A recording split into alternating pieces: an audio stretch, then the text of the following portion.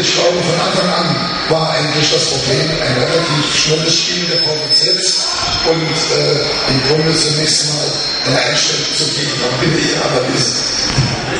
Ja gut, schwer Worte zu finden nach so einem Spiel. Ich meine erstmal Respekt dem Trainer Kollege Krug für die Leistung.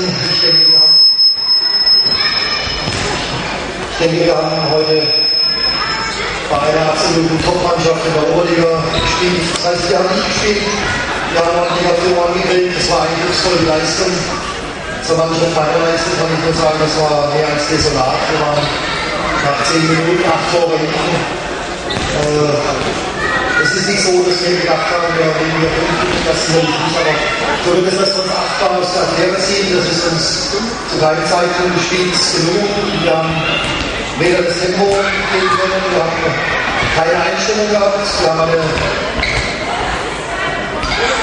wahnsinnig schwache Abwehr gehabt. Die Körpersprache meiner Mannschaft war heute überhaupt nicht da. Insofern muss ich sagen, das war mit Sicherheit eine Deklassierung und ich hoffe, dass wir auch mit so einer Niederlage fertig werden.